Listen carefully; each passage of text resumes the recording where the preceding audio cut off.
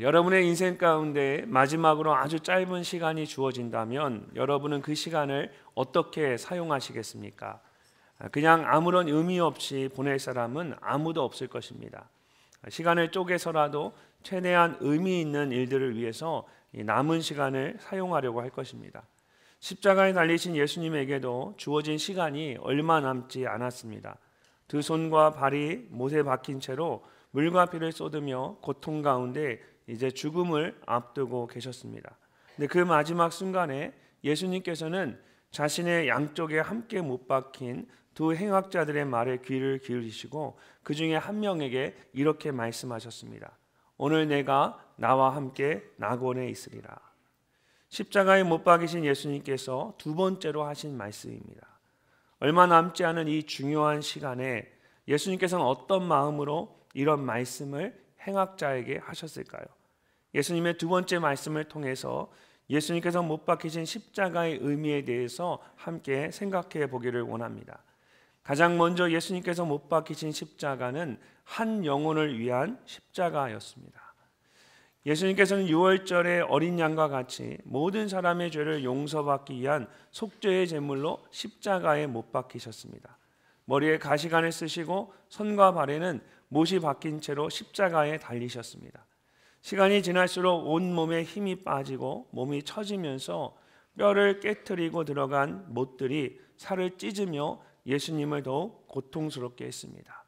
당시의 역사적인 자료를 보니까 십자가 밑에는 발을 받칠 수 있는 작은 받침이 이렇게 놓여져 있습니다. 그래서 십자가에 못 박힌 사람들이 힘이 있을 때는, 조금 체력이 있을 때는 그 받침에 발을 디디고 살짝 설 수 있도록 한 겁니다. 그렇게 하면서 그 사람을 배려한 것이 아니라 그렇게 하면서 계속해서 고통 가운데 죽어가도록 만든 겁니다. 몸이 처지면 처질수록, 그 발에 힘이 빠지면 빠질수록 몸에 박힌 못으로 인하여서 뼈가 부러지고 살이 찢겨지는 고통을 서서히 받으면서 고통스럽게 죽어가는 겁니다. 그런데 그 고통스러운 순간에도 예수님께서는 누구에게도 말씀하지 않으시고 묵묵히 홀로 십자가의 형벌을 받으셨습니다. 사람들이 조롱하고 예수님을 위협해도 예수님은 끝까지 한마디 대꾸도 하지 않으시고 끝까지 묵묵히 십자가를 지셨습니다. 그런데 그렇게 아무 말씀도 하지 않으시던 예수님께서 갑자기 입을 열어서 말씀하십니다. 바로 예수님 옆에 있는 또 다른 십자가에 못 박힌 행악자의 말을 듣고 그 말에 대답하신 것입니다. 43절 말씀을 우리 함께 한번 읽어보도록 하겠습니다. 예수께서 이르시되 내가 진실로 내게 이르노니 오늘 내가 나와 함께 낙원에 있으리라 하시니라. 아멘. 행악자라는 말은 악을 행한 사람이라는 뜻입니다. 마태복음과 마가복음은 강도라고 말했는데 누가복음은 그냥 단순히 악을 행한 행악자라고 말합니다. 그런데 중요한 것은 십자가에 못 박히신 예수님께서 처음으로 누군가를 향하여 입을 여어 말씀하셨는데 그 사람이 바로 예수님과 함께 십자가에 못 박힌 행악자였다는 것입니다. 이 모습을 통해 우리는 마지막 순간까지 예수님의 마음이 어디에 있었는지를 알 수가 있습니다. 누가복음 19장을 보면 예수님께서 세리장이었던 삭개오를 부르시고 그날 밤에 그의 집에서 그와 함께 있겠다고 말씀하십니다. 그러자 사람들이 그 모습을 보고 수군거리기 시작했습니다. 그때 예수님께서 그들에게 하신 말씀이 있었습니다. 인자가 온 것은 잃어버린 자를 찾아 구원하려 함이니라. 예수님께서 이 땅에 오신 목적은 잃어버린 자를 찾아 구원하는 것이었습니다. 그래서 예수님께서는 이 땅에 계시는 동안에 늘 목자 없는 양과 같이 길을 잃은 사람들을 주목해서 바라보셨습니다. 그리고 그들에게 다가가셔서 천국 복음을 전하시고 하나님 나라의 백성이 되게 하셨습니다. 인류의 모든 죄악을 위하여 홀로 십자가를 지고 못 박히신 마지막 순간에도 그런 예수님의 마음은 변함이 없으셨습니다. 마지막 순간까지 한 사람이라도 더 구원하기 위해서 온 힘을 다하신 것입니다. 함께 못 박힌 행악자를 향해 말씀하시는 모습을 통해 우리는 그런 예수님의 마음을 알 수가 있습니다. 사랑하는 성도 여러분, 십자가를 힘써 안다라는 것은 이런 예수님의 마음을 아는 것입니다.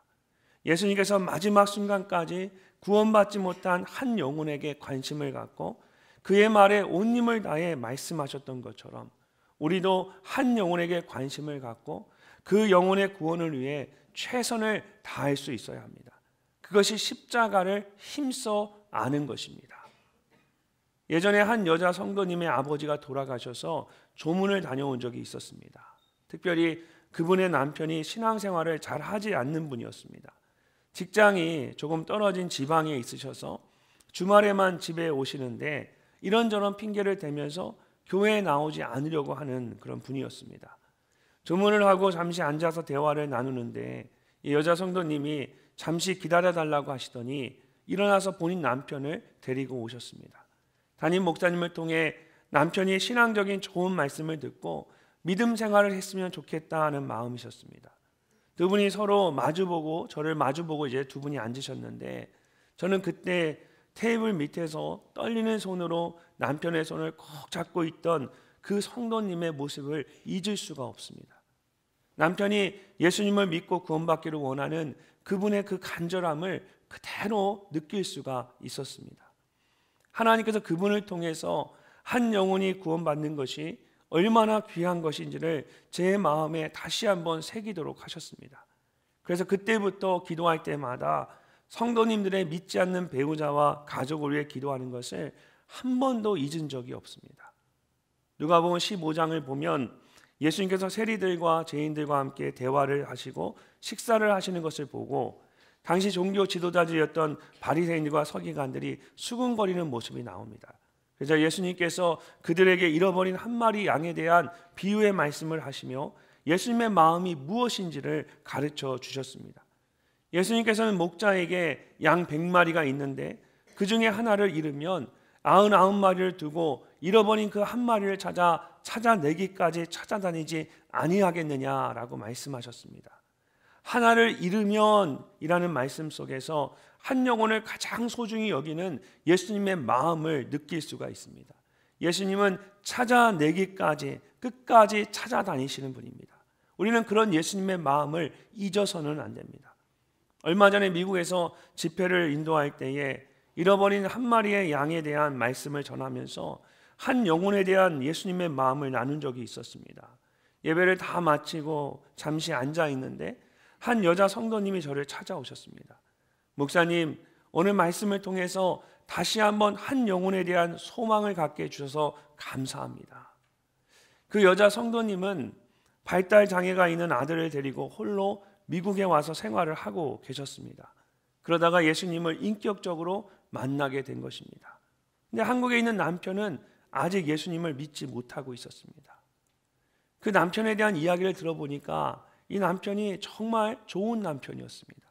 가족을 위해서 최선을 다하는 아버지였고 남편이었고 또 직장에서도 세상적으로 굉장히 성공한 분이셨어요. 우리가 잘 아는 큰 그룹의 계열사의 사장이었어요.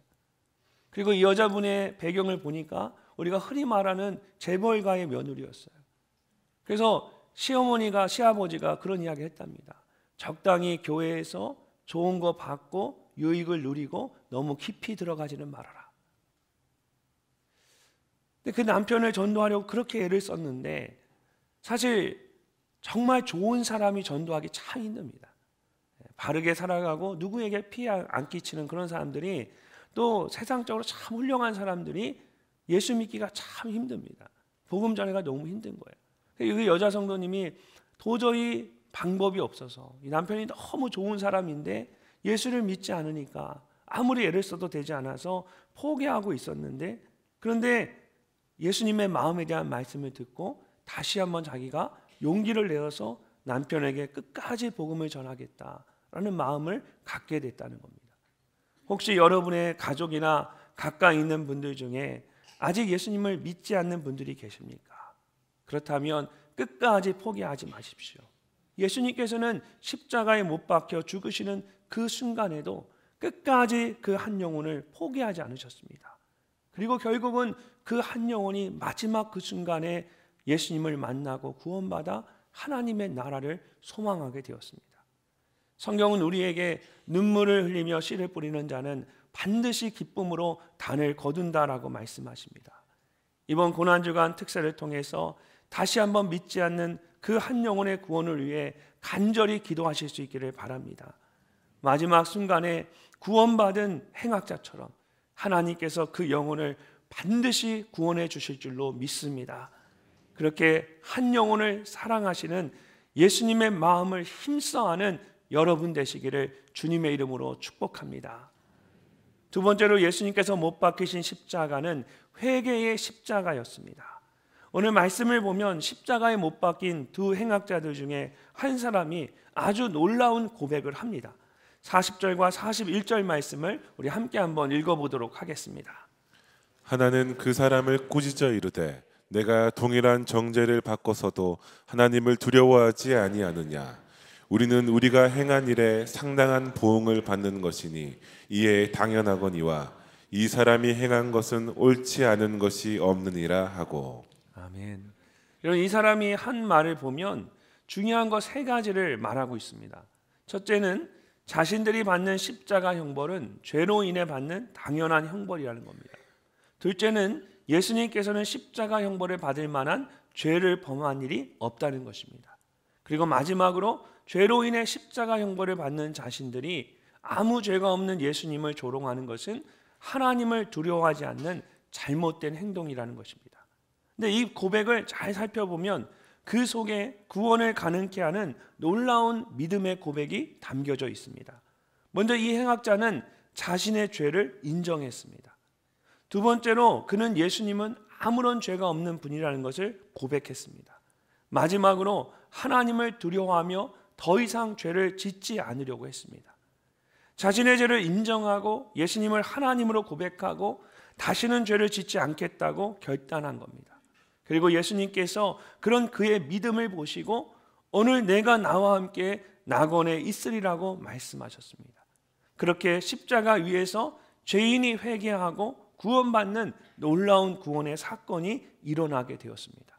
그렇다면 어떻게 이 행악자는 십자가 위에서 이 모든 것을 깨닫고 고백하게 되었을까요? 사실 마태복음에서는 두 사람이 모두 예수님을 조롱했다라고 나옵니다. 마태복음 27장을 보면 예수님과 함께 강도 둘이 십자가에 못 박혔는데 사람들이 지나가면서 예수님을 조롱했습니다. 이르되 성전을 헐고 사흘에 짓는 자여, 내가 만일 하나님의 아들이거든 자기를 구원하고 십자가에서 내려오라 하며, 그러자 대제사장들과 서기관들도 사람들과 함께 예수님을 조롱했고 십자가에 못 박힌 두 강도들도 예수님을 욕하기 시작했습니다. 그가 남은 구원하였으되 자기는 구원할 수 없도다. 그가 이스라엘의 왕이로다. 지금 십자가에서 내려올지어다. 그리하면 우리가 믿겠노라. 그가 하나님을 신뢰하니 하나님이 원하시면 이제 그를 구원하실지라. 그의 말이 나는 하나님의 아들이라 하였도다 하며 함께 십자가에 못 박힌 강도들도 이와 같이 욕하더라. 예수님과 두 강도가 똑같이 십자가에 못 박혔습니다. 그러나 예수님이 못 박히신 십자가와 두 강도가 못 박힌 십자가는 완전히 다른 십자가였습니다. 겉으로 보기에는 똑같은 십자가였지만 예수님의 십자가는 아무런 죄가 없는 분이 우리 모두의 죄를 위해 못 박히신 십자가였습니다. 반면에 두 강도의 십자가는 용서받을 수 없는 죄를 지은 두 사람이 자신들의 죄로 인해 못 박힌 십자가였습니다. 그런데 죄로 인하여 십자가에 못 박힌 두 강도가 아무런 죄가 없이 십자가에 못 박히신 예수님을 욕하고 조롱한 겁니다. 이렇게 마태복음은 두 강도가 모두 예수님을 욕하고 조롱했다라고 합니다. 반면에 누가복음은 한 강도만 예수님을 욕하고 다른 강도는 그를 꾸짖었다라고 합니다. 이렇게 서로 다른 두 말씀을 어떻게 이해를 해야 할까요? 마태복음과 누가복음에 나오는 말씀이 모두 하나님의 말씀이고 사실이라면 서로 다른 두 모습을 설명할 수 있는 방법은 한 가지밖에 없습니다. 처음에는 두 강도가 함께 예수님을 욕하고 조롱했지만 무엇인가를 보고 그 중에 한 사람의 마음이 바뀌어서 자신의 죄를 고백하고 회개하는 일이 일어나게 된 겁니다. 그렇다면 그는 그 십자가 위에서 무엇을 보고 무엇을 들었을까요? 십자가에 못 박힌 행악자가 보고 들을 수 있는 것은 한 가지밖에 없었습니다. 함께 십자가에 못 박힌 예수님의 모습과 그가 하신 말씀입니다. 예수님께서 가장 처음 하셨던 말씀이 무엇이었습니까? 아버지여 저들을 사하여 주옵소서. 자기들이 하는 것을 알지 못함이니이다. 십자가 형벌을 받는 사람들은 모두 세상에 대한 원망과 저주로 가득했습니다. 그런데 함께 십자가에 못 박힌 예수라는 사람은 완전히 달랐습니다. 아무 말도 하지 않던 그가 처음으로 세상을 향해 했던 말은 자신을 십자가에 못 박은 사람들을 용서해 달라는 것이었습니다.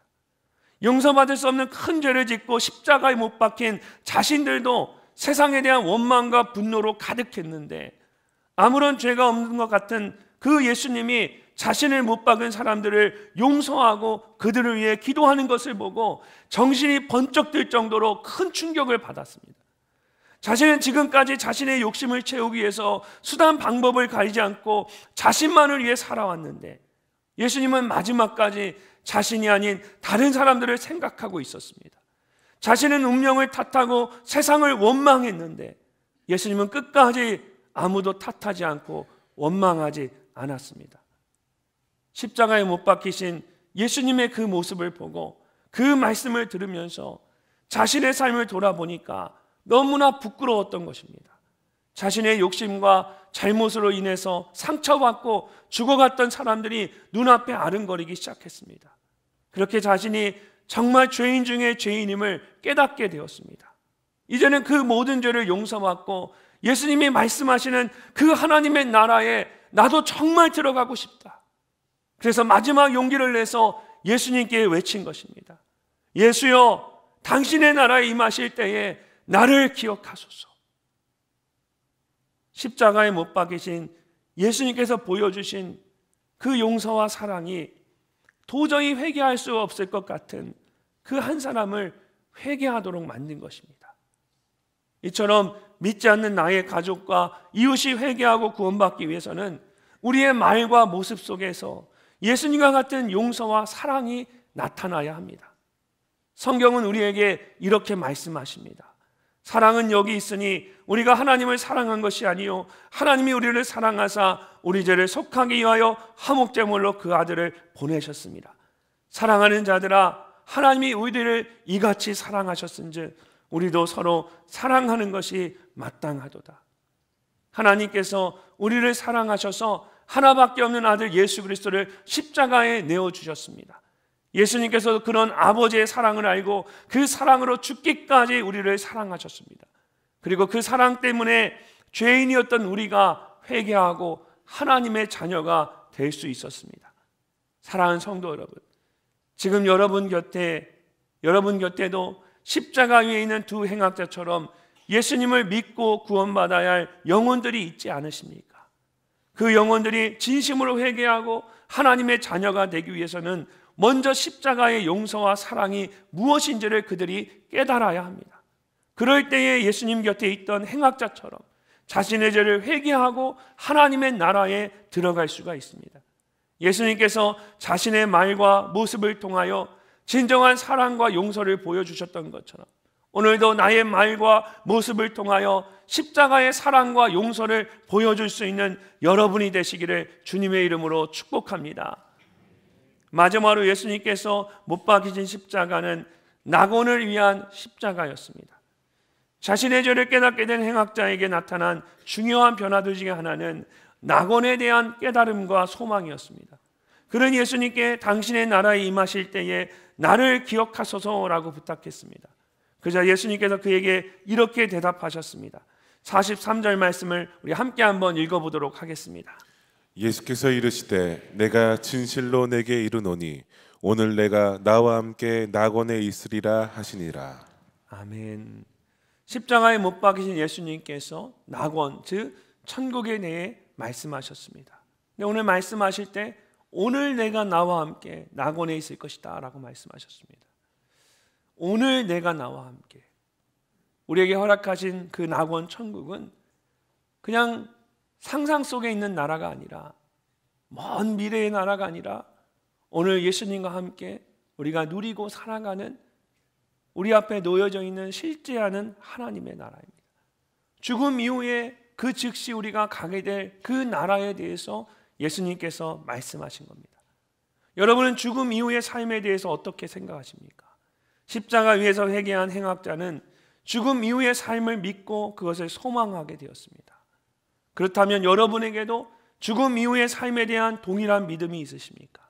죽음 이후에 천국과 지옥이 있다는 성경의 진리로부터 위로와 소망을 받고 살아가고 계십니까? 예수님께서 십자가를 지신 이유는 단지 우리를 이 땅에서 잘 살도록 하기 위해서가 아닙니다. 예수님이 십자가를 지신 이유는 십자가를 통해서 죽음 이후의 삶을 바라볼 수 있도록 하기 위해서입니다. 이 땅에서 살아가고 있지만 하늘을 향하여 살아가게 하기 위해서입니다. 세상에서의 삶이 아니라 하늘에서의 삶에 소망을 두고 살아가도록 천국을 향한 길을 여신 것입니다.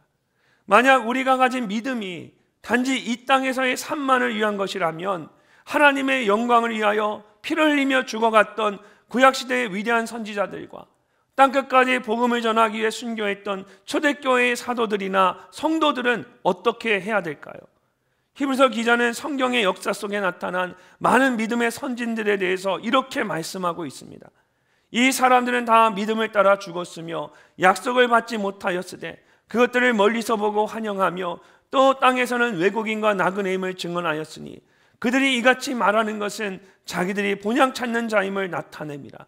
그들이 나온 바 본향을 생각하였더라면 돌아갈 기회가 있었으려니와 그들이 이제는 더 나은 본향을 사모하니 곧 하늘에 있는 것이라. 이러므로 하나님이 그들의 하나님이라 일컬음을 받으심을 부끄러워하지 아니하시고 그들을 위하여 한 성을 예비하셨느니라. 이들은 세상에서 잠시 지나가는 행인이나 나그네와 같이 살아가는 것을 조금도 불편하게 생각하지 않았습니다. 세상에 의해서 고난받고 버림받는 것을 오히려 당연하게 여겼습니다. 그들에게는 돌아가야 할 더 나은 본향이 있었기 때문입니다. 그들은 모두 천국을 소망하며 살아가는 사람들이었습니다. 우리가 붙잡아야 할 참된 신앙도 바로 이것입니다. 만약 예수님을 믿는 우리의 인생이 단지 이 세상의 삶으로 끝나는 것이고 부활도 없고 낙원도 없다면 예수님밖에 모른 채 살아가는 우리의 인생만큼 불행한 인생은 없을 것입니다. 실제로 고린도전서 15장 19절을 보면 사도 바울이 성도의 부활에 대해서 마지막 천국에 대해 이렇게 말합니다. 만일 그리스도 안에서 우리가 바라는 것이 다만 이 세상의 삶뿐이면 모든 사람 가운데 우리가 더욱 불쌍한 자이니라.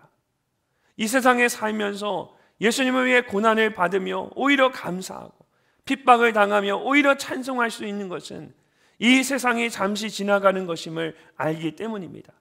믿음을 가지고 살아가는 것이 쉽지 않고 어려움들이 있지만 그래도 현재의 삶을 견디어내고 노력하며 살 수 있는 것은 이 땅에서의 삶이 전부가 아니라는 것을 알기 때문입니다. 그래서 고린도후서 5장 1절에 보면 사도 바울은 이 땅에서의 삶에 대해 이렇게 말합니다. 만일 땅에 있는 우리의 장막집이 무너지면 하나님께서 지으신 집 곧 손으로 지은 것이 아니요 하늘에 있는 영원한 집이 우리에게 있는 줄 아느니라. 사도 바울은 장막을 고쳐주거나 만들어주는 일을 했던 사람입니다. 그래서 누구보다 장막에 대해서 잘 알고 있었습니다. 그리고 그러한 장막의 특징들 중에 하나가 잠시 펼쳤다가 다시 접어야 한다는 것이었습니다. 아무리 잘 쳐놓아도 아무리 잘 쳐놨다 해도 밤이 지나고 새날이 밝아오면 장막을 거두어야 합니다. 그리고 길을 가다가 새로운 곳에 또 다시 쳐야 합니다. 장막에게 영원한 자리는 없습니다. 비록 오늘 장막이 놓인 그 자리가 아무리 좋아 보여도 장막은 그 장소를 사랑할 수가 없습니다. 내일이면 또 다른 곳으로 옮겨가야 하기 때문입니다. 우리의 인생도 이 장막과 같습니다. 아무리 좋아도 펼쳤다가 결국은 접어야 하는 것이 우리의 인생입니다. 결국 우리가 소망하고 또 있어야 할 것은 이 땅의 장막이 아니라 하늘에 펼쳐져 있는 하나님의 장막입니다. 계시록 21장을 보면 사도 요한이 하늘에 있는 하나님의 장막에 대해 이렇게 말합니다. 보라, 하나님의 장막이 사람들과 함께 있음에 하나님이 그들과 함께 계시리니 그들은 하나님의 백성이 되고 하나님은 친히 그들과 함께 계셔서 모든 눈물을 그 눈에서 닦아주시니 다시는 사망이 없고 애통하는 것이나 곡하는 것이나 아픈 것이 다시 있지 아니하리니 처음 것들이 다 지나갔음이로라. 사랑하는 성도 여러분, 천국에 대한 소망을 가지고 살아가시기를 바랍니다. 오늘 내가 나와 함께 낙원에 있으리라는 예수님의 말씀을 가슴에 간직하고 살아가십시오. 그럴 때 여러분 모두가 세상이 감히 감당할 수 없는 하나님의 사람으로 이 땅을 살아가게 될 줄로 믿습니다. 천국에 대한 그런 믿음과 소망이 여러분 모두에게 있으시기를 주님의 이름으로 축복합니다. 예수님께서 못 박히신 십자가는 자신을 위한 것이 아니었습니다. 예수님께서는 마지막까지 자신과 함께 십자가에 못 박힌 두 행악자들을 살피셨고 그들 중에 한 사람으로 하여금 자신의 죄를 고백하도록 하셨습니다. 십자가 위에서 보여주신 예수님의 용서와 사랑으로 그 행악자는 마지막 순간에 구원을 받고 하나님의 나라에 들어가게 되었습니다. 오늘 내가 나와 함께 낙원에 있으리란 말씀은 예수님의 그런 마음을 그대로 담고 있습니다. 그리고 하나님은 오늘 우리에게 예수님과 같은 마음으로 십자가를 지고 살아가기를 원하십니다. 혹시 여러분 곁에 예수님과 함께 십자가에 못 박혔던 행악자와 같이 도저히 용서받을 수 없을 것 같던 그런 사람이 있지는 않으십니까? 천국에 대한 소망 없이 오늘도 지친 마음으로 이 땅을 살아가고 있는 사람이 여러분 곁에 있지 않으십니까? 십자가에 달리신 예수님께서는 바로 그 한 사람을 끝까지 포기하지 않으셨습니다. 그런 예수님의 마음으로 그 한 사람에게 다시 한번 하나님 나라의 복음을 전하는 여러분 모두가 되시기를 주님의 이름으로 축복합니다.